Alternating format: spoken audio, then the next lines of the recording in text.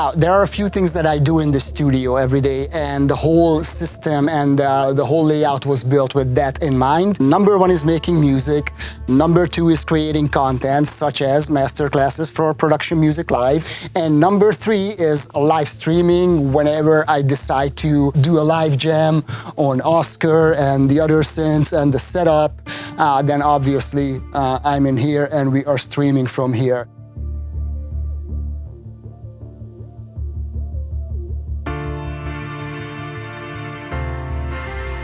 Okay, so let's have a look with these activities in mind. So first, let's cover music creation, obviously, because that is mostly what a studio is made for, and I'm gonna pull out my cheat sheet. Okay, so the whole idea when I was designing the studio was that I was basically gonna sit in the middle here, sort of as a conductor of this entire massive electronic orchestra. So basically the way the whole system is set up through the mixers, through the keyboard, through MIDI and audio connections, is that I can sit here and I can use the DAW that I happen to be working in, which is either Nuendo 11 or Ableton Live 11. And I can use those two environments to basically operate all the synths that you see on the left and on the right. All right, moving on. This one is Oscar, and you guys probably have heard me say Oscar 10 million times and you were wondering who the f is Oscar. Well, this is Oscar. So Oscar is this giant Eurorack wall that I've been building for the past few years, and this is the culmination of everything that I have put together. Now, Oscar doesn't only consist of Eurorack modules, but if you look closer on the bottom here, there's a PATCHBAY, there are a few hardware effects, a couple of compressors, there is a MIDI interface, there are a few outboard effects, such as the lexicon. There's a tuner, and then there are 4x8 preamps, which I'm using in a configuration where I can have 32 inputs and 32 outputs. So I can basically record 32 channels of audio simultaneously, and everything can be connected very easily via this PATCHBAY. So the way I designed this PATCHBAY, I basically wanted everything to be able to connect it with everything else. And that includes speakers, mixers, inputs, mixers, outputs, auxiliary effect stands, all the outboard compressors, outboard EQs, everything can be connected with everything, and that includes all the Eurorack modules. So basically there is sort of like how it is in a digital audio workstation, except in a physical format. And that's why I have so many PATCHBAYs over here, because I really just wanted to have this flexibility with all the connections.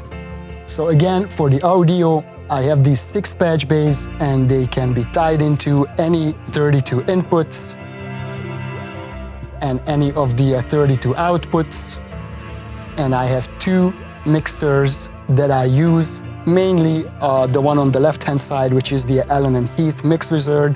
This one is for the Eurorack. So whenever I have a few patches, bassline, block pad, whatnot on Oscar over here, chances are that's going to be coming through one of the channels of the MixWizard. And the SoundCraft Signature 22, which is a multi-tracking mixer, is usually for drums. So I even have it labeled here a little bit. So kick, kick 2, snare, which right now corresponds to the outputs of the Arturia DRUMBRUTE. But like I said before, everything can be interconnected with everything else in the studio, which is a RME DigiFace USB. And this one has 32 inputs and 32 outputs via ADAT, so that's light pipe. And to take advantage of the RME interface's light pipe connections, I'm using 4 8-channel preamps in the form of 2 Tube Opto 8s, 1 Focusrite Scarlett 18i20, and then the expansion module, which is the Focusrite Octo Pre. So these are my preamps, as you can see, inputs 17 to 24, inputs 25 to 32, and so on and so forth. For outputs, because I mentioned we have 32 outputs here, and they are also via ADAT light pipe. I'm using the Expert Sleepers ES8. So this is 8 outputs, and I'm using 2 modules of the Expert Sleepers ES3, which gives me another 16 DC coupled audio outputs. And again, this is through a optical connection, and that would be 24. And to complete that to 32, I'm using the Focusrite 8920 again as a ADAT light pipe extender to gain the last 8 outputs, which I'm using for speaker management. The whole idea was to set up this space where I can sit in the middle and basically program the synths as a conductor of a electronic orchestra. So I'm using the native instruments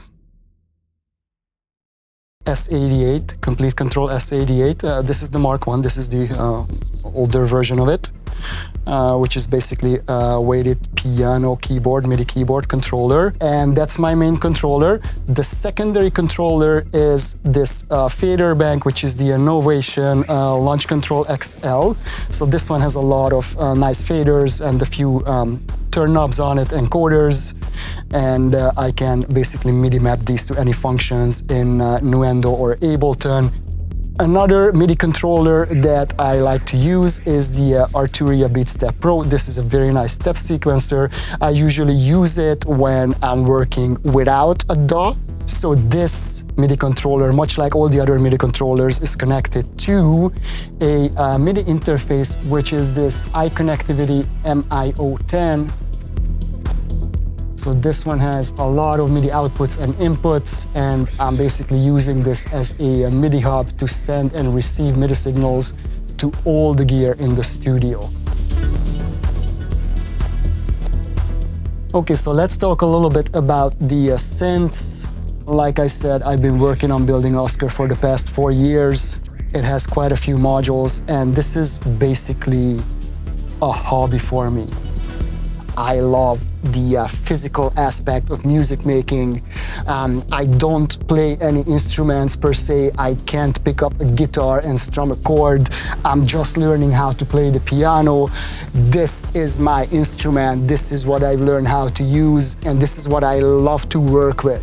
And let's keep talking about synths while we are at it. So we looked at the Eurorack setup over here. Let's go to the next level, which is the semi-modular synths, such as the Moog DFM or the Moog Mother 32. These are full analog synths, and as you can see, they have PATCHBAYs, which can be integrated with Eurorack. That's why they are called semi-modular. So these two are analog synths, and to keep on the analog train, I have the Moog Sub 37, which is a super nice paraphonic analog synthesizer. And behind that, you will see the very first synth I ever purchased, which is a Arturia Mini Brute and the red edition of it. A little bit more Eurorack on this side is the tip-top audio setup, and I'm gonna only show you this part here because in that corner there are a couple of modules that I'm not at liberty to show you just yet. The one on the top left is still an experimental module, which I'm beta testing for tip-top audio, and so are these 3 VCOs. So this is basically a new technology that's about to come out, and it's gonna revolutionize Eurorack. Okay, so from analog synths, let's move on to a couple of digital synths. Well, actually, right now I only have the Elektron Digitakt. So this is a digital FM-based synthesizer, and right next to that, you'll see the Elektron Analog Heat, which is a very nice distortion unit. Okay, keep moving. Talk about drum machines. Currently, I'm only using the Arturia DRUMBRUTE as a drum machine. In addition to that, I do use the Moog DFM for drums sometimes. And up here you will see an entire line of Eurorack drum modules in the form of the tip-top BD, SD, CP909, Heads 909, Cymbal 909, a couple of tip-top ones, and a couple of percussion sequencers such as the Trigger Riot and the Circadian Rhythms. And down here also I have a few more drum modules in the form of the Erica Synths sample drum, the cymbals, and the Endorphins Black Noir, which is just a crazy-ass amazing drum module from one of my favorite Eurorack manufacturers, Endorphin. So I'm running 3 custom-built computers, 1, 2, and 3. That's the streaming computer. The computer, which is in this big box, it's, believe it or not, it's over 10 years old. A very good friend of mine built. Actually, all 3 computers were built by this very good friend of mine, and they're just all workhorses. The white one is the main studio computer. The one in the black box is responsible for recording all the audio when I'm shooting videos such as this one. So if I come here a little bit closer, that waveform that you're seeing there is none other than my own voice being recorded, and it also has a track where I can record all the music that is coming out from the main computer. So basically all the musical events, whether I'm working in DAW or jamming around on Oscar, or if I'm just playing on the keyboard, this will all be captured by that secondary computer in the back that you're seeing right there.